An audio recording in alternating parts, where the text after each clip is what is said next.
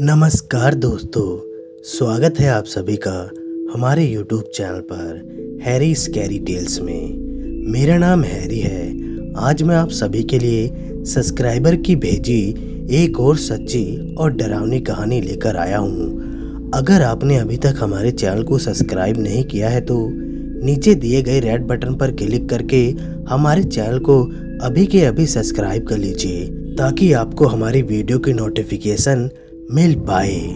तो चलिए दोस्तों, आज की कहानी शुरू करते हैं। दोस्तों, कहानी थोड़ी पुरानी है पर सच्ची है। मेरी नानी अपने मायके जा रही थी तो उनके मायके ले जाने के लिए उनकी सास और उन्होंने मिलकर कुछ मिठाइयाँ बनाई और एक मटके में भर ली। पहले टांगा चला करता था तो वो अपने मायके टांगे से जाने वाली थी। उन्होंने अपना सामान टांगे पर रखा और खुद भी टांगे पर बैठ गई। साथ में अपने बच्चे को भी बैठा लिया और साथ में मटकी भी रख ली। कुछ दूर ही गई थी कि बारिश होने लगी। टांगे वाले ने एक पेड़ के नीचे अपना टांगा रोक दिया। कुछ देर बाद जब बारिश बंद हुई तो टांगा जैसे ही चलना शुरू हुआ तो उसमें रखी हुई मटकी उसमें से नीचे गिरी। जो उसके ऊपर ढक्कन लगा था नीचे गिर गया, पर उसमें रखा हुआ सामान सुरक्षित था। टांगे वाले ने मटकी उठाई, लाकर फिर से टांगे पर रख दिया। सभी घर पहुंच गए। बच्चे बच्चों से मिल रहे थे। नानी भी अपने सारे बड़ों का आशीर्वाद ले रहे थे। तभी नानी की माँ को लगा कि देखूं क्या सामान लेकर आई है। वो चेक करने लगी कि बारिश का मौसम है, कुछ खाने पीने का सामान होगा तो खराब हो जाएगा। उन्होंने मिठाई वाली मटकी खोली तो देखा उसमें मिठाई रखी हुई है तो उन्हें लालच आने लगा। मीठे को देखकर उन्होंने मीठे में से एक टुकड़ा तोड़ा और अपने मुंह में डाल लिया। थोड़ी देर बाद नानी सबसे मिलकर फुर्सत में हुई तो अपनी मम्मी को ढूंढने लगी। जाकर देख रही हैं तो उनकी मम्मी चादर डालकर सोई पड़ी हैं। बार बार अपनी मम्मी को जगा रही हैं पर उनकी मम्मी उठने का नाम ही नहीं ले रही हैं। तो वो अपने पिताजी के पास गई और बोली, बाबूजी, माँ को ना जाने क्या हो गया है। माँ को जगाया जा रहा है तो वो उठी नहीं रही हैं। चलकर देखिए ना, पता नहीं क्या हो गया है उनको। सभी लोग उठकर उनके पास जाते हैं और उन्हें जगाने की कोशिश करते हैं। जब उठती है तो आंख बड़ी बड़ी लाल किए हुए सबको घूर रही हैं। नानी जी को कुछ कुछ शक होता है तो वहाँ पास में ही पंडित जी का घर है, उनको बुला लाती हैं। पंडित जी आकर उनके सिर पर हाथ रखते हैं तो हाथ को झटका देती हैं। कहती हैं, दूर हट जा मुझसे, मुझे हाथ मत लगाना। पंडित जी को कुछ कुछ बात समझ में आने लगती है। वो पानी मांगते हैं और कुछ मंत्र पढ़कर फूंक मारते हैं और उसके ऊपर छिड़क देते हैं। नानी की माँ चिल्लाने लगती है, छोड़ दो मुझे, इस तरह मुझे मत तड़पाओ, मुझे मत जलाओ। बड़े बूढ़े बच्चे सभी आश्चर्य से देख रहे हैं कि भला कोई पानी से कैसे जल सकता है। नानी इतना क्यों चिल्ला रही हैं कि मुझे मत जलाओ, मुझे मत जलाओ। थोड़ी देर बाद पंडित जी नानी से पूछने लगते हैं, क्यों आया है, क्या मकसद है तेरा। नानी कहती है, मेरा कोई मकसद नहीं है, बारिश हो रही थी, ये सब टांगे पर बैठे थे, टांगा वहीं पर पेड़ के नीचे खड़ा था, मैं भी पेड़ के ऊपर ही बैठा था। तभी इनके टांगे से मटकी नीचे आकर गिर गई। मुझे मटकी खूबसूरत लग रही थी। मटकी खुली हुई देखी मैंने तो मैं मटकी में जाकर बैठ गया। बहुत दिन से पेड़ के ऊपर रह रहा था तो सोचा चलो घूम के आता हूँ और मैं इसी मटकी में बैठकर इन लोगों के साथ इनके घर आ गया। पंडित जी ने पूछा कि फिर तूने इनको क्यों पकड़ लिया। पेड़ का भूत बोला, मेरी कोई गलती नहीं है, इस औरत ने मटकी खोली और मीठा खा लिया। मैं मीठे में पहले से ही बैठा था, मीठे के साथ ही इसके शरीर में प्रवेश कर गया। अब बताओ मेरी इसमें क्या गलती है। पंडित जी ने कहा, ठीक है, तुम्हारी कोई गलती नहीं है तो तुम इनके शरीर को छोड़कर वापस जहाँ से आए हो वहाँ चले जाओ, फिर कभी वापस मत आना। भूत ने कहा, ठीक है, मैं वापस तो नहीं आऊँगा, लेकिन इन लोगों को बोल दो कि ये कभी भी फिर से उस रास्ते से ना आए, नहीं तो मैं फिर इनके साथ ही इनके घर तक आ जाऊँगा। और उनके शरीर से निकलकर चला गया। उसके जाते ही नानी की माँ फिर से अपने सामान्य स्थिति में आ गई और सबसे पूछने लगी, क्या हुआ है, यहाँ क्यों सभी लोग इतनी भीड़ करके इकट्ठे हुए हैं। उनकी बात सुनकर सबको हंसी आ गई। सबने कहा, नहीं कुछ नहीं, आपने जो मटकी में से मिठाई खा ली थी ना, उसकी वजह से आपकी तबीयत थोड़ी खराब हो गई थी, इसलिए हम सभी लोग इकट्ठा होकर आपको देखने आ गए। नानी की मम्मी, आपने मिठाई खाई है, ये बात सबको पता चल गई है। ये जानकर कि सभी जान गए हैं, शर्म मानने लगती हैं। तो दोस्तों, कहानी बस यहीं तक थी। कहानी से आप लोगों को क्या सीख मिलती है कमेंट करके जरूर बताएं। तो चलिए दोस्तों, आज की दूसरी कहानी सुनते हैं, वो भी बहुत डरावनी। तो चलिए दोस्तों, कहानी को शुरू करते हैं। सुबह टेलीफोन की घंटी बज उठी। उस समय आंख बंद कर आधी नींद में था। शायद सुबह के 10 बजने वाले थे। रात को कुछ ज्यादा ही समय तक एक लेखन पर जुटा हुआ था, इसलिए अब तक सो रहा था। फोन उठाया, उधर पत्रिका संपादक दिवाकर चटर्जी थे। बोले, प्रशांत जल्दी से ऑफिस आ जाओ, एक जरूरी काम करना है। ओके सर, ये कहकर फोन रख दिया। अब क्या हुआ, कौन सा बादल फट गया, आंख मलते हुए बड़बड़ाया। वैसे भी पत्रिका ऑफिस में ऐसा क्या काम आ गया। मैं प्रशांत बसु कोलकाता में एक पत्रिका में लेखक हूँ। मेरी पत्रिका में अपना एक कॉलम है जिसमें मैं कई रहस्यमय घटना और कहानियों को लिखता हूँ। मेरे इस भाग को लोग काफी पसंद भी करते हैं, इसलिए कुछ सालों में पत्रिका बिक्री की संख्या में बढ़ोतरी हुई है। कई लेटर मुझे प्रतिदिन आते हैं कि मेरी रहस्यमय घटना की कहानियां उन्हें पसंद है और आगे भी ऐसी कहानियां लिखूं। इसी एक कॉलम में लिखने में मुझे जो पैसे मिलते हैं उसी से मैं अपना गुजारा कर रहा हूं। तभी अपने काम में बहुत ध्यान भी देता हूं। ऑफिस पहुंचकर दिवाकर चटर्जी के चेहरे को देखकर मैं समझ गया कि इनके मन में क्या चल रहा है। मैं बोला, दिवाकर सर, फिर कहीं भेजने का प्लान तो नहीं है? दिवाकर हंसकर बोले, तुम तो मन की बात भी जान जाते हो। पुरुलिया का नाम सुना है? मैं हंसते हुए बोल गया, बंगाली होने का क्या फायदा जब मैं पुरुलिया के बारे में ही नहीं जानता। दिवाकर बोले, मजाक कर रहा हूँ। तो बात यह है कि पुरुलिया के पास ही एक स्टेशन है, बेगुन कोडोर। मैं दिवाकर चटर्जी की बात काटते हुए बोला, हाँ, कुछ दिन पहले पेपर में आर्टिकल पढ़ी थी कि कई साल बाद वहाँ ट्रेन रुकी रही। दिवाकर बोले, हाँ सही कहा, उस स्टेशन को लोग भूतिया मानते हैं, पर उसके बारे में किसी पत्रिका में कुछ कहानी छपी है। मुझे ये नहीं लगता। तुम जाकर वहाँ के लोगों से सही थॉट का पता करो और रहस्य कॉलम में एक बेहतरीन कहानी लिखो। ठीक है, मैं कल निकलता हूँ। इतना कह मैं चला आया। वैसे आपको उस स्टेशन के बारे में बता दूं तो वो स्टेशन पुरुलिया और बोकारो की लाइन में पड़ता है। वहाँ के सब मानते हैं कि वो एक भूतिया स्टेशन है, इसलिए स्टेशन को 1976 में बंद करा दिया गया था और इस साल 2009 में 42 साल बाद चालू किया गया और रांची हटिया एक्सप्रेस की हॉल्ट तय हुई। सुना एक ट्रेन के हॉल्ट के लिए वहाँ के गांव वालों ने कड़ी मेहनत कर भाग दौड़ की और अंत में ममता बनर्जी ने इस ट्रेन की हॉल्ट तय की। अगले दिन पुरुलिया पहुँच गया और एक होटल में ठहर गया। दोपहर का भोजन कर साइंस म्यूजियम और जिला लाइब्रेरी और अन्य जगह घूमने चला गया। फिर ट्रेन से बेकुन कुंडोर पहुँच गया। आदिवासियों की हड़ताल की वजह से आज ये ट्रेन देर से आई थी। बेकुन कोडोर पहुँचते पहुँचते रात के 10 बज गए। ट्रेन 6 घंटे देरी से आई थी, तभी इतनी रात हुई। जब स्टेशन पर उतरा तो देखा मेरे अलावा और कोई भी इस स्टेशन पर ना उतरा। प्लेटफॉर्म पूरी तरह से सुनसान है। क्या पता ठीक जगह ही तो उतरा हूँ। पीछे घूमकर देखा नहीं, कोई भूल नहीं हुई है।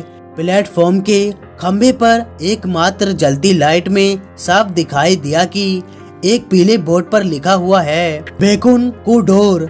और कुछ न सोचकर मैं सीधा स्टेशन मास्टर के केबिन की तरफ गया, लेकिन वहां जाकर भी हताशा होना पड़ा। आसपास के किसी भी केबिन में लाइट नहीं जल रही। गए कहाँ सब? तो क्या रात में यहाँ कोई स्टेशन मास्टर नहीं रहता? खुद के मन में ही ये सब कह रहा हूँ। समझा यहाँ किसी को बुलाने से कोई लाभ नहीं। आसपास भी किसी घर के चिन्ह तक नहीं है। बहुत दूर 2-4 बत्ती दिखी, शायद वहाँ लोग हो सकते हैं। इसके अलावा चारों तरफ खेत और पेड़। मैं भयभीत और डरने वालों में से नहीं हूँ, लेकिन पूरी रात इस स्टेशन पर रहने को मन राजी ही ना हुआ। इसका एक कारण ये है कि इस जगह के आसपास लूटपाट की घटना अक्सर ही पेपर में पढ़ता हूँ। इसलिए इस जनहीन जगह ऐसी किसी मुसीबत में पड़ने का मेरा कोई प्लान नहीं है। मेरे बैग में रात का खाना और पानी है, इसलिए निश्चिंत हुआ। अब केवल एक रात रुकने के लिए जगह मिल जाए। ये सब सोच ही रहा हूँ कि किसी ने पीछे से बुलाया। कहाँ जाओगे? इस सुनसान जगह मनुष्य की गले की आवाज सुनने के कारण चहल उठा था। तुरंत पीछे मुड़कर देखा तो एक आदमी लुंगी और बनियान पहनकर खड़ा है। स्टेशन की जलती धीमी लाइट में जो समझा आदमी की उम्र यही कोई 60 के आसपास है। मध्यम ऊंचाई, सिर टकला और शरीर का रंग काला ही बोल सकते हैं, पर चेहरा ठीक से देख नहीं पाया। आप जाओगे कहाँ? फिर प्रश्न किया आदमी ने। इस बार मैं बोला, यहाँ कहीं रहने की कोई जगह है? यहाँ पर तो नहीं है, पर आपको आपत्ति ना हो तो रात आप मेरे घर में काट सकते हैं। ये बात सुनकर खूब निश्चिंत हुआ। मन ही मन में सोचा, चलो रात में कम से कम किसी दुष्ट के हाथ नहीं पड़ूंगा। आपने बचा लिया। खड़े होकर यही सोच रहा था कि रात कहाँ गुजारूं, आपको कैसे धन्यवाद दूं, समझ नहीं पा रहा। बात समाप्त होने पर वो आदमी थोड़ा हंसकर बोला, समझ जाएंगे, आइए आप मेरे साथ। यही बोलकर मेरे आगे आगे वो आदमी चलने लगा। मैंने भी उन्हें अनुसरण किया, लेकिन फिर एक बात मेरे मन में आ रही थी कि इस आदमी ने जिस घर के बारे में बताया कि वहाँ कहाँ है, आसपास तो कुछ नहीं है। अब तक जिस बारे में ध्यान नहीं दिया वो अब याद आया कि ये आदमी आया कहाँ से। मैं जब ट्रेन से उतरा तब तो स्टेशन पूरा खाली था। क्या पता रहस्य और रोमांचक लेकर हर वक्त सोचने की वजह से ऐसा प्रश्न मन में आ रहा है। मन के सभी आशंकाओं को फेंककर मैंने अपना परिचय देते हुए उनका नाम पूछा। उस आदमी ने कहा, हितेश चंद्र। ये बोलकर हाथ उठाकर सामने की तरफ इशारा किया। वो देखिए, वही मेरा घर है। देखा सही में कुछ ही दूरी पर एक छोटा सा घर के आगे एक लालटेन जल रही है। ये स्टेशन के पीछे होने के कारण शायद तभी नहीं दिखाई दिया। घर का दरवाजा खोलकर हितेश बाबू ने मुझे अंदर आने को कहा। मेरी एक आदत है कि कहीं से आकर हाथ पांव ना धोकर घर के अंदर नहीं जाता, वो चाहे किसी का घर क्यों ना हो। वैसे भी ट्रेन सफर के कारण चेहरे पर पानी के 2 छींट जरूरी हैं। इसलिए बोला, अच्छा हाथ पैर धोने का पानी मिलेगा? हाँ हाँ जरूर, बोलकर हितेश बाबू ने घर की बाईं तरफ हाथ से इशारा कर कर बोला। उधर देखिए, एक कुआं है, थोड़े कष्ट से पानी उठाना पड़ेगा।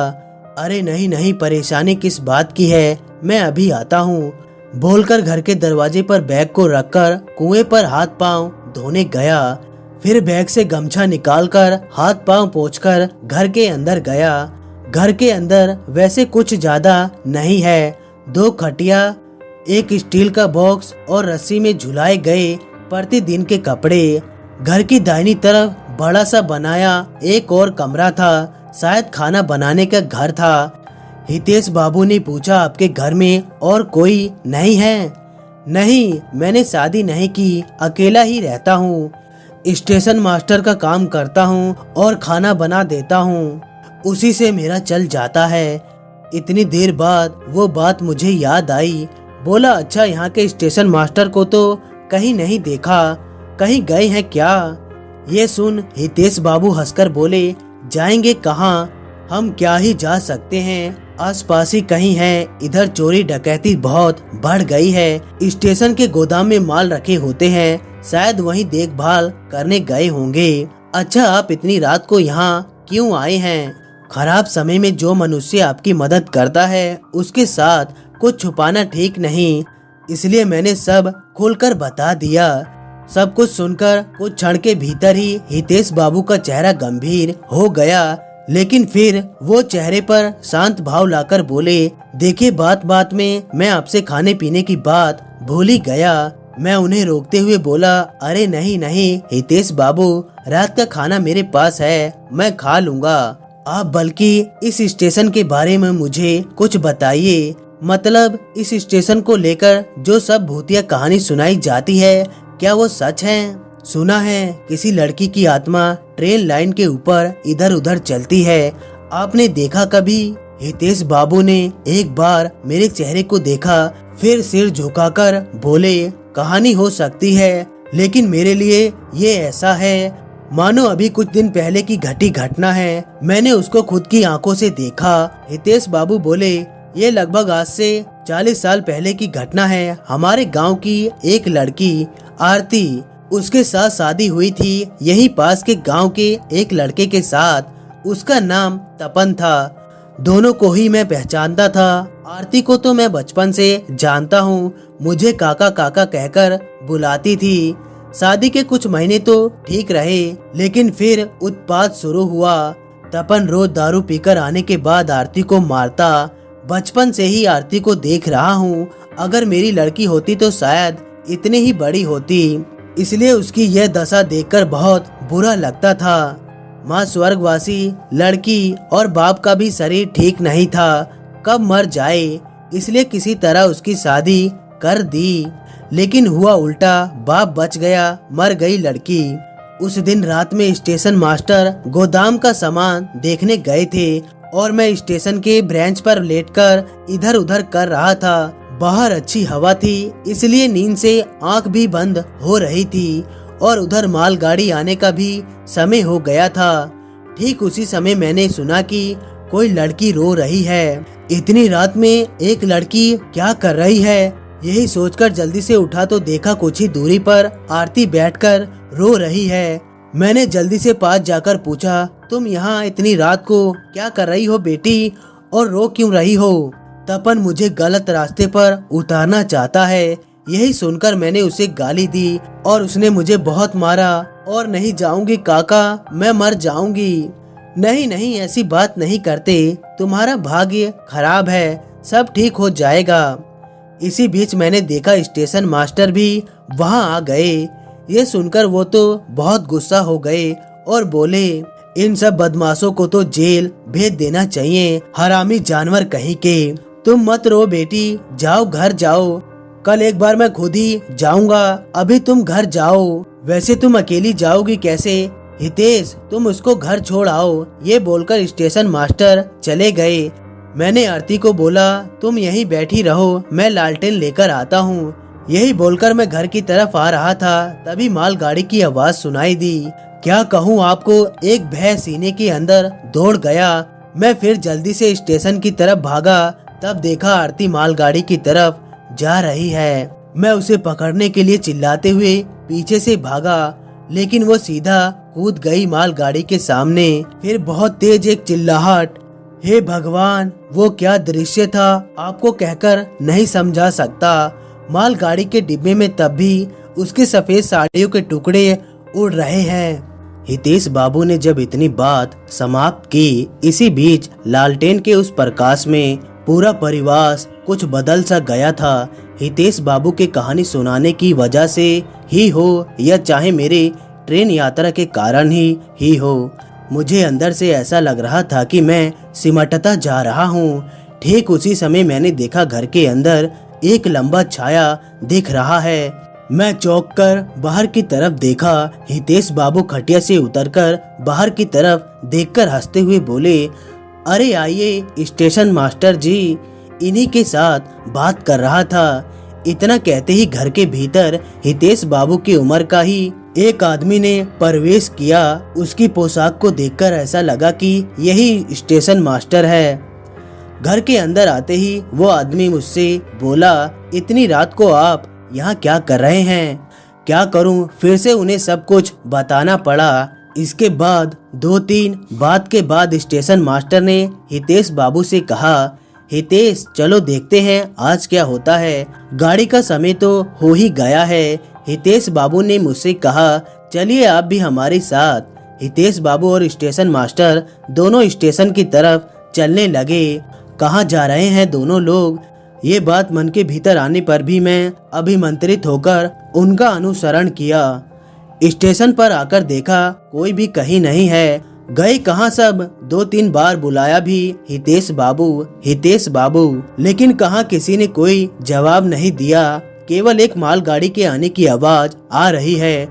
इसी बीच देखा जिस तरफ से गाड़ी आ रही है ठीक उसके विपरीत दिशा से एक सफेद साड़ी रेलवे लाइन के ऊपर से चली आ रही है। मेरे सामने पास आने पर देखा मानो साड़ी किसी के शरीर पर लटकी हुई हो, पर कुछ ही देरी में देखा वो और कुछ नहीं, वो एक लड़की का शरीर है। सही शरीर नहीं, टूटा फूटा शरीर।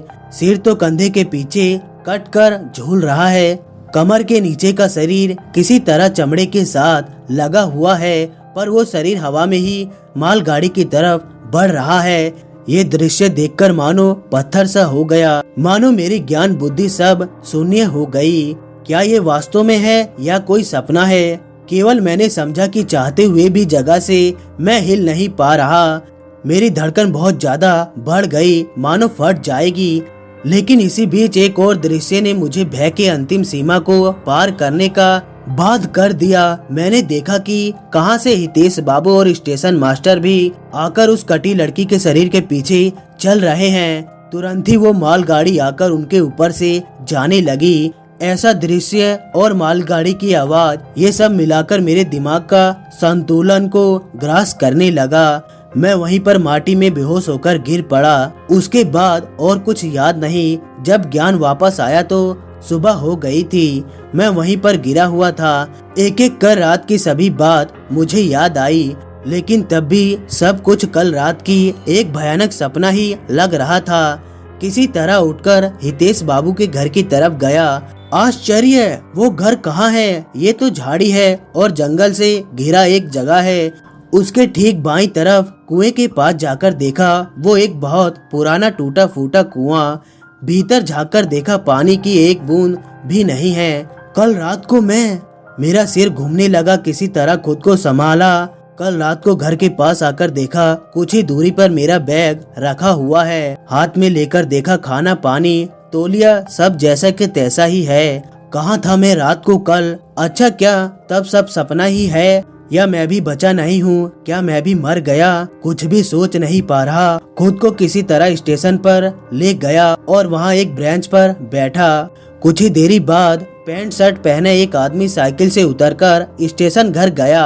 उसी समय मुझे देखकर मेरी तरफ आया। मेरी आंख और चेहरे का क्या हाल हुआ है वो मैं नहीं जानता। हो सकता है कल रात उस विभत्स घटना की छाया अभी भी मेरे चेहरे पर हो। वही देखकर उस आदमी ने मुझसे पूछा, कौन है आप, कहाँ जाएंगे? प्रश्न पूछने के कुछ देर बाद मैंने अपना परिचय देकर सब बात खोलकर बताई। सब कुछ सुनकर वो आदमी तो हस्त प्रस्त हो गया। सर्वनाश, कल आप यहाँ थे, आपका भाग्य अच्छा है साहब। मेरा तो ये सब सुनकर ही हाथ पांव ठंडे हो जा रहे हैं। चलिए आप मेरे केबिन में। ये बोलकर वो आदमी मुझे पकड़कर केबिन में ले गया। पता चला ये आदमी ही इस समय का स्टेशन मास्टर है। नाम है दिनेश राय। उनके मुंह से ही ये बात सुनी। पहले उस लड़की की मौत के बाद और 2 लोग मर गए थे। एक आदमी का नाम हितेश दास और एक तब का स्टेशन मास्टर। उसके बाद बहुतों ने उन तीनों को इस स्टेशन में घूमते देखा है। यहाँ रात को कोई भी नहीं रहता। कल ट्रेन ने बहुत देर किया था, इसलिए मैं भी यहाँ से चला गया था। मालगाड़ी के इंजीनियर ड्राइवर ने भी कई बार देखा है कि उस लड़की के पीछे वो दोनों आदमी भागे चले आ रहे हैं, मानो वो उस लड़की को बचाना चाहते हैं। बहुत दिनों से ऐसा होता रहा है, इसलिए यहाँ किसी ट्रेन का हाल्ट नहीं था। वो तो हमारे रेलवे मंत्री ममता बनर्जी के कारण इस ट्रेन को फिर से शुरू किया गया। जो भी हो, मेरे कई सवालों को छोड़ जवाब मुझे मिला। दिनेश के अच्छे आचरण के चलते उनके रेलवे क्वार्टर में ही नहाना खाना हुआ। ये आदमी सच में ही बहुत अच्छा है। उसके ऊपर कोलकाता के रहने वाले रोजगार के चलते ही यहाँ पर है, इसलिए मेरे प्रति उनकी सहानुभूति में कोई गलती नहीं रही। वहाँ से शाम की ट्रेन से पुरुलिया फिर सीधा अपने घर। अगले दिन ये सब कुछ सुनकर दिवाकर जी चिंतित होने से ज्यादा खुशी हुए और बोले, क्या हुआ? देखा तो एक रोमांच का विषय मिला। जाओ, अब कुछ दिन तुम्हारी छुट्टी, जाकर एक बढ़िया सा रहस्यमयी लेख लिखो। उनकी इस बात पर क्या बोलूं, वो सब ना सोचकर सीधा बाहर निकल गया। तो दोस्तों, कहानी बस यहीं तक थी। लाइक और कमेंट करके बताइए आप लोगों को कहानी कैसी लगी। और हाँ दोस्तों, हमारी चैनल को सब्सक्राइब करना ना भूलिएगा। मिलते हैं अगली वीडियो में, तब तक के लिए धन्यवाद दोस्तों।